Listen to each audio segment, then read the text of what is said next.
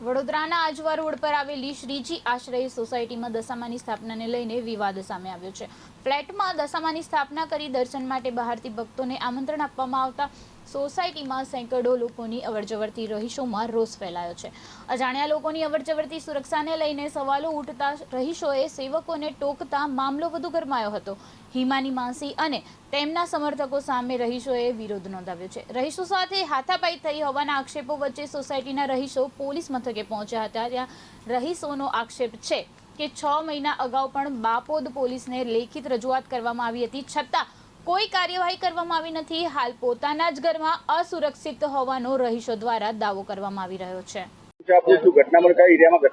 मैं श्रीजी आश्रय D tower में रहूं छूं 404 में અને અમારે ઉપર માસીબા રહે છે। હિમાની માસીબા કરીને ઘણા 2021 થી અહીંયા રહે છે અને કોઈ તકલીફ નથી। એના પછી 2023 થી એમની આખી ફેમિલી રહેતી હતી, એમની ફેમિલી બધી જતી રહી અને એના પછી ઉજાગર થયા 2023 થી કે માસીબા છે।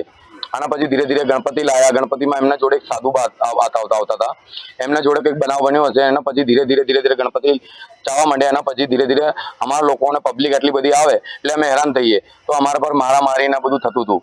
અને એના પછી ધીરે ધીરે આજે જઈને આ ફરવરીમાં અમે એપ્લિકેશન પણ આલેલી હતી જાતે કે ભાઈ અમને આવું બીક લાગી રહી છે, કાલને બધું કરો। અને અમે સાથ સહકાર આપવા પણ એમને જોડે રેડી હતા કે તમે આ બધું કરવું હોય તો તમે સોસાયટીને બહાર કરો કે ક્લબ હાઉસમાં કરો। પણ એ લોકોને એમ નહોતું કે નહીં, મારે તો મારે ઘરે જ કરવી છે, ઘરે જ કરવી છે। મેં કહ્યું ઘરે જ કરવી હોય તો તમારા ઘરના જ માણસ આવવા જોઈએ, બહારની પબ્લિક ના આવી જોઈએ જે અજાણી હોય।